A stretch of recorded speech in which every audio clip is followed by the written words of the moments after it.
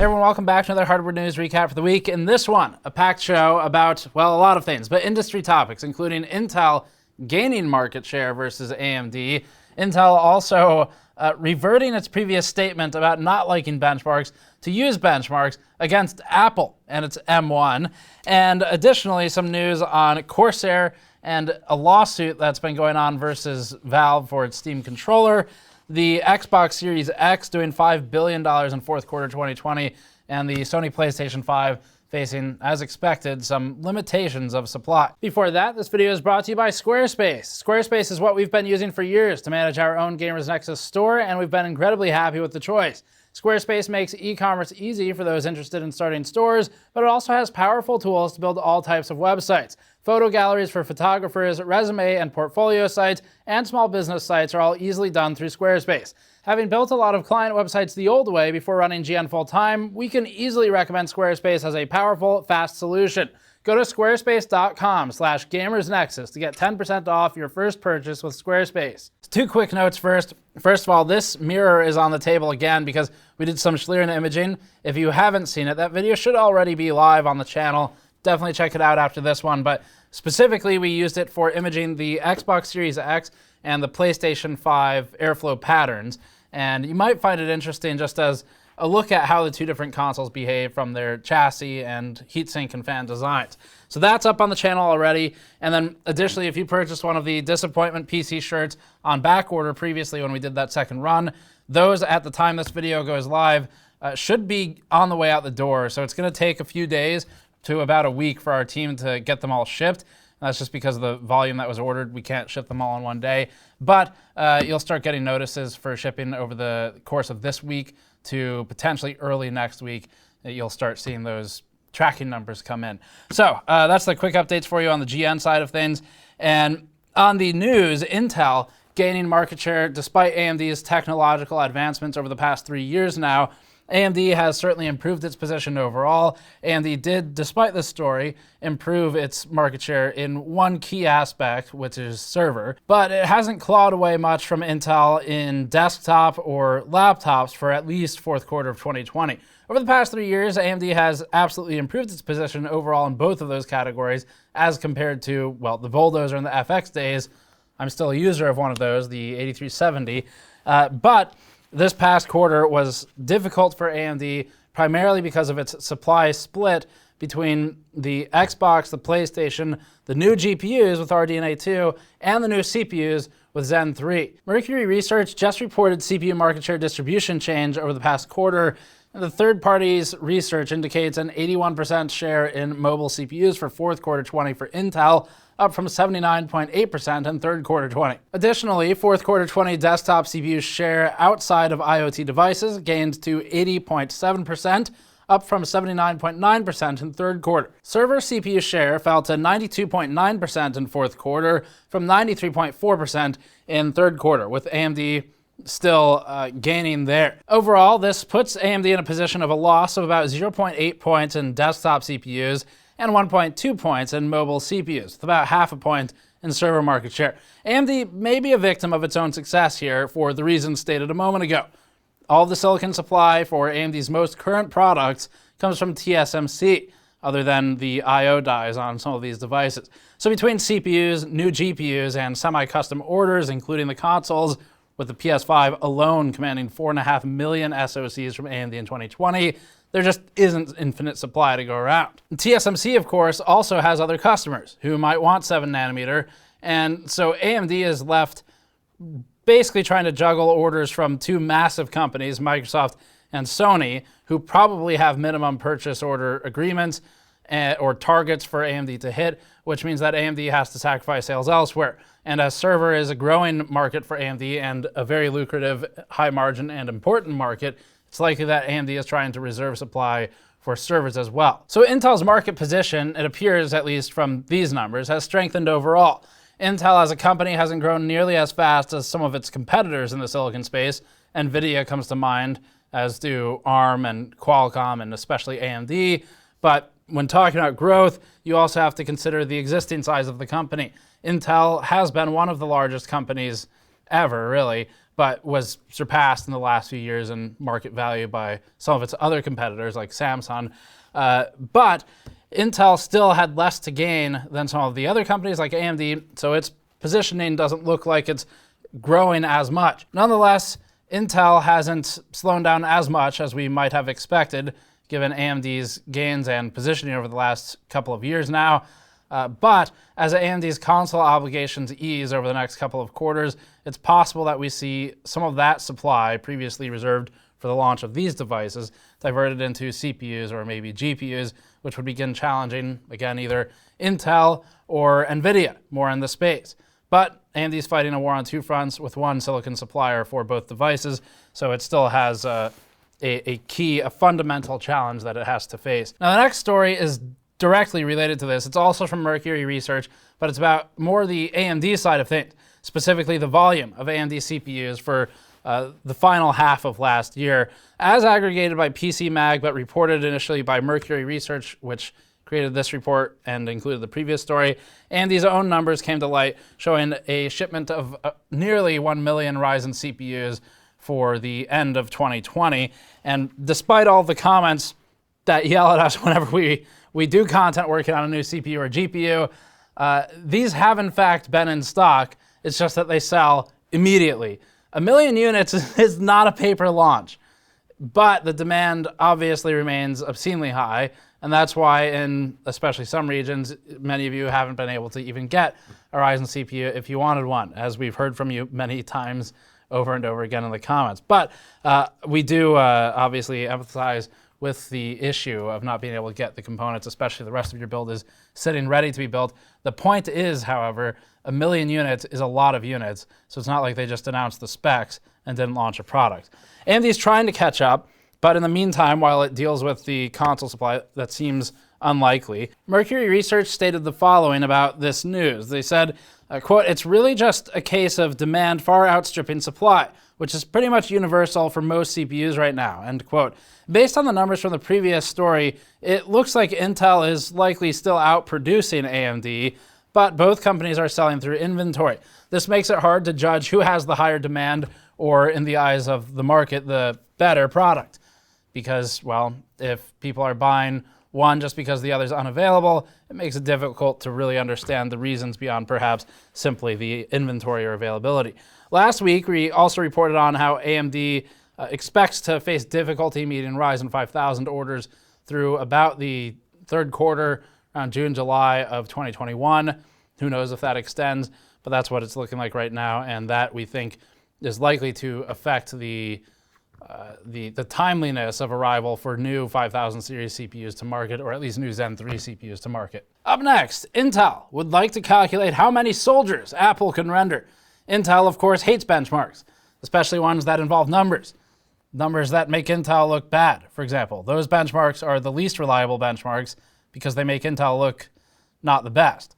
So, Intel last year, when working on its new metrics, decided that the amount of soldiers rendered was a key metric, as was the efficacy of culling objects somehow related to the CPUs directly and only as a metric for measuring CPUs. Intel has now walked this back apparently because it's trying to besiege Apple and its M1 with a new onslaught of benchmarks. Previously hated by Intel, Intel now must turn to its former worst enemy because the enemy of its enemy is its frenemy. So Intel is now using benchmarks to talk about the Apple M1, somewhat ironically. We're mostly interested in slides 2 through 4 of the Intel official slide deck, where benchmarks are used to demonstrate performance and capabilities of an Intel i7-1185G7 16 gigabyte OEM system with Iris Xe graphics versus a MacBook Pro M1 16 gigabyte solution. That's right. It's benchmark time, regardless of former CEO Bob Swan's opinion on the subject. Apple's M1 is an ARM-based SoC. It's made major roads into the market overall. Making software-based comparisons to Intel CPUs is difficult because of this. The M1 only allows running older x86 macOS programs through an emulator, not to mention the difficulties of running Windows programs on macOS. Intel used native macOS software for testing, either new or universal versions, or x86 versions run through Rosetta 2 and the emulator. The presentation leads off with a Chrome web benchmark suite developed by our former friends at Principal Technologies, who previously became known in the enthusiast space for turning off half of AMD's cores before benchmarking them against Intel CPUs. Hi, I'm Mark, one of the owners of PT. Okay. How about, we're going to record too, so how about we go set up upstairs? Okay, sure. I'm Steve. Good to meet you. Good to meet you. Don't agree with you, but... Oh, that's why we're here, right? I'm not sure that's why you're here. You're here because you're getting a lot of hits out of this. The Chrome Web Benchmark shows Intel in the lead for nearly every category except for online homework. That's followed by Office 365 tests, which show a universally huge lead for Intel. They've managed to jam all of these benchmark results on one chart, and this was done by scoring performance relative to the M1. So the M1 score is always 1, and Intel score is expressed as a percentage above or below that. The next slide covers Handbrake, Topaz Labs, and Adobe products, and it uses the same strategy. But Intel has made an effort to be fair here by using the M1 native version of Premiere rather than an emulated one. The next slide is the good stuff. Game benchmarks. Intel selected 5 macOS compatible games for testing, one of them being Total War 3 Kingdoms, where its system beat the M1 at 60.6 FPS average to Apple's 46.6 FPS average. So 60.6 versus 46.6. I don't know what FPS is. Hey, Patrick. Yeah. How many soldiers is that? Oh, 6 times. 6 times. Okay, 6 times. All right. So 6 times as many is the answer. I don't know. These numbers, FPS, are just inventing metrics that don't mean anything these days. Next thing we learn, it's going to be like it's an abstracted metric from the base unit of time or something crazy like that. Anyway, Intel was representing these numbers. This leaves us a bit confused, but we think we get the picture. Otherwise, the results were a weirdly mixed bag.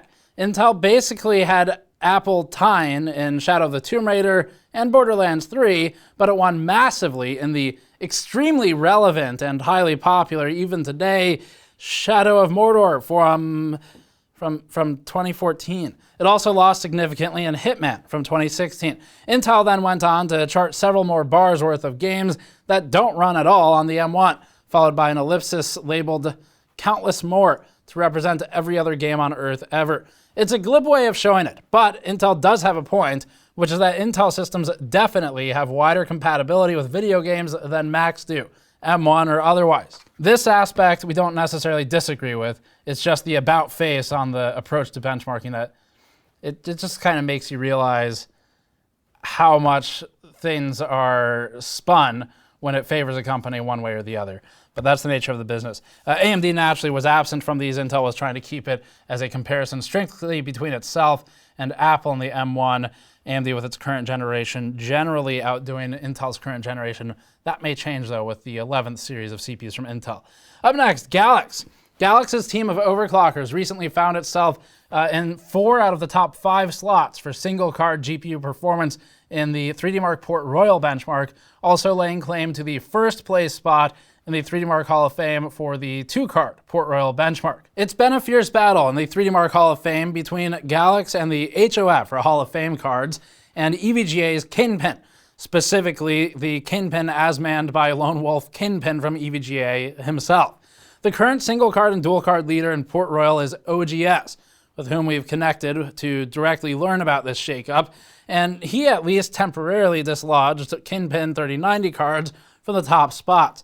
Galax holds 1st, 2nd, 3rd, and 4th positions for single card, and again, dual card is just 1st position, with the rest of them in the top at least 4, if not 5 at this time, being Kingpin users. There were also some claims last week that there are only 2 Galax HOF cards that are being passed around between top overclockers, but we looked into it, and there are at least 5 unique device IDs for the Galax HOF cards that are ranked on the leaderboards, and those would include the ones in the top 4 right now for single card at least. There's still limited availability because they're brand new, but definitely not just 2 of them getting passed around. In fact, this is kind of important to share because sharing GPU hardware or sharing hardware between overclockers can result in a ban on some overclocking leaderboards like HardwareBot, where if you just pass devices around between the different user accounts, it's frowned upon by the rules of the site.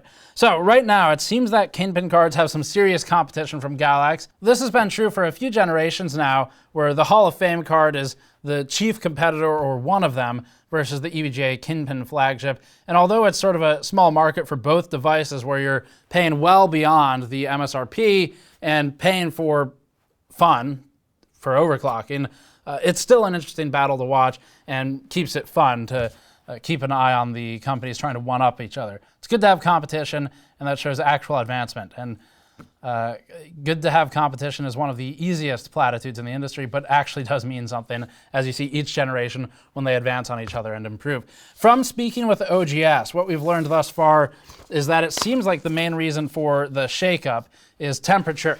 OGS noted that the Galax team working with the HOF cards, or at least the overclockers working with the Hall of Fame cards, have been able to run at full pot, or basically as cold as they can get it to go with liquid nitrogen. And this alone, one, speaking from our own experience, makes it a lot easier to maintain, but two, it allows you to get a bit more frequency out of the card because the frequency remains highly temperature dependent all the way into the negatives, like minus 190 degrees Celsius, for example, so there's still some to gain there. If there's interest from the audience, we might look into trying to get one of these to do an overclocking stream. It's been a while. We haven't done an OC stream probably since the EVGA and J stream that we did late last year, but it might be fun to do another one. Let us know if you're interested in seeing the Hall of Fame card. Previously we used the KP card, but it might be fun also to maybe get Joe or someone up here and do KP versus Hall of Fame 1v1. He would win with whichever one it is, but we could still do it. Up next, Xbox. As it relates to Microsoft's hardware, Microsoft had previously said that supply would be tight through April. However, a new statement from Mike Spencer, head of investor relations at Microsoft, suggests that the wait could be longer. In talking to the New York Times, Spencer said that Microsoft sold every console it had manufactured last quarter, and that supplies would remain tight through at least June. Spencer also noted that Microsoft's gaming division notched $5 billion for the quarter, which is a first for the company. In addition to insane demand, new consoles are also the target of resellers, scalpers, and bots, making it difficult to get one. But, of course, the user base also wants them. Moving on to the Sony and its PlayStation 5. Sony has offered public commentary regarding PS5 shortages, although it isn't exactly illuminating information if you've been following any of the industry as of late. In its most recent earnings report, Sony divulged and verified previous numbers that it had shipped 4.5 million units for the PlayStation 5 thus far, or as our commenters would call it, a paper launch. As expected, the Sony PlayStation 5 also recorded a loss from, quote, strategic price points. It took a loss leader approach to pricing, in other words. This has often been the norm for new consoles, as companies like Sony and Microsoft have learned that they can lean on, well, one, first-party games, but two, software licensing from their partners, and three, software or online services for the consumers. Now, both Microsoft and Sony will push their respective subscription services to prop up profit margins. Sony also noted that consumers shouldn't expect an increase in PS5 production and said that supply will continue to be constrained. Quote, it's difficult for us to increase production of the PS5 amid shortages of semiconductors and other components. We've not been able to meet the high level of demand from customers, but we continue to do everything in our power to ship as many units as possible to customers who are waiting for a PS5, as said by Sony's CFO. And again, if you've seen a single news video from us in probably the last 4 months now, you're aware of the shortages in various industries. It's not just silicon components, but also things like substrates, which are related to silicon components. You use them to host the silicon components in most instances. But substrates, there have been issues with PCBs. There have been issues with the technology used to secure one to the other or to mask one or the other, and we've talked about these routinely over the last few months, so not a surprise, but worth adding to the pool of things that have had official commentary on from companies. Corsair has a notice on some HX 1200 power supplies, maybe worth knowing for you. Corsair has posted a notice that some of its upper shelf power supplies are experiencing a boot compatibility issue. Corsair quickly noted that this is a non-damaging issue and said that there is a, quote, 0 chance that it will damage components. The affected models belong to a subset of lot codes for the Corsair HX 1200 and 1200i. Notably, this is not technically a recall, although the company is asking for the affected power supplies to be sent back in order to replace them with known good units, and get the ones with issues out of the channel. This issue also applies to its retailer partners, where Corsair will be asking for any affected lot codes to be returned. Corsair posted the following on its forum, quote, "We have recently discovered an issue affecting select units of our 1200 and 1200i HX series power supplies. Affected units may exhibit compatibility issues with some motherboards. The issue will typically manifest immediately or shortly after installation and presents as connected motherboards failing to post." Corsair said the issue has zero risk of damaging end-user hardware, but we are mindful of the negative user experience this may cause for customers and wish to avoid it if at all possible, especially as the issue is not consistent across all motherboards and can be difficult to diagnose. According to Corsair's post, the units with lot codes 2030 followed by 4 other digits, or 2041 followed by other digits, and sold after July 20th, 2020 are affected. For the lot codes, the first 2 digits represent the year, 2020, and the second pair of digits represent the week within that year. Weeks 30 through 41 in this case are affected. The last 4 digits are a manufacturer code. So, if you own a Corsair HX 1200 or 1200i and the lot code begins with 2030 or 2041, and especially if you're having trouble with booting, get in touch with Corsair. Corsair clearly noted as well that units from before this date and before these lot codes are unaffected or outside of these lot codes, could be following them also. And also noted that its other power supply lines are not affected by this, and the company emphasized that this is not a formal recall and that it is just trying to get the units out of the channel to prevent annoying troubleshooting. Also, speaking of Corsair, as if Valve hadn't suffered enough from selling its Steam Link and Steam Controller for $1 previously, Corsair has now taken them for another $4 million over the design of the controller. The battle was fought in the Western District of Washington in Seattle, where the jury found in favor of Ironburg Inventions. Ironburg is now a Corsair subsidiary, having been acquired alongside Scuff Gaming. And Corsair acquired Ironburg Inventions after it had begun legal proceedings against Valve. Ironburg's claim was that Valve had infringed on patent number 8641525, a detailed schematic that features circles, which are almost round for a gaming controller. The key point, though, appears to be the inputs on the backside of the controller. Looking over the patent documentation, it's easy to see why this was ruled in Corsair's favor. Just look at that draftsmanship, but also it is actually pretty similar to what you see on the Steam controller for at least the backside buttons. And if you'll excuse us, we have some MS Paint drawings to submit to the USPTO. So that's it for this one. As always, you can subscribe for more. Go to store.gamersnexus.net to pick up some of our stuff like the GM toolkits or the wireframe mouse mats. And you can go to patreon.com/gamersnexus to get behind the scenes videos. We'll be publishing a new Patrons Ask GN over there soon. Thanks for watching. We'll see you all next time.